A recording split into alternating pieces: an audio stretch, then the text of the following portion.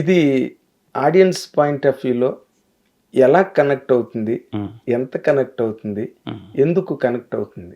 Sir Chennai love story compulsory, if my guess is correct, చాలా classic cinema అవుతుంది sir. ఎందుకు అని అంటే ప్యూర్ రైటింగ్ సార్. పర్ఫార్మెన్సెస్ గురించి మేము మాట్లాడకూడదు, ఎందుకంటే యాజ్ యాక్టర్స్ ఓకే ఆ అమ్మాయి చాలా బాగా చేసింది గౌరీ, నా గురించి నేను మాట్లాడకూడదు బికాస్ మీరు చూడాలి. సాయి రాజేష్ గారు కథ, ఆయన కథలు ఎప్పుడు ఒక మంచి ఒక డెప్త్ ఎమోషన్ పెట్టుకుంటారు ఆయన. కరెక్ట్. సాలిడ్గా ఏదో ఒకటి నేను ఇంపాక్ట్ ఇచ్చి పంపించాలి థియేటర్ నుంచి బయటకు వెళ్ళేటప్పుడు అని. రవెన్న దానికి అనుగుణంగా రాసిన మాటలు కానీ, ఆ సిచ్యువేషన్స్ కానీ, తీసిన విధానం కానీ రియల్లీ నేనైతే లవ్లో పడిపోయాను సార్ ఇన్ ద ప్రాసెస్.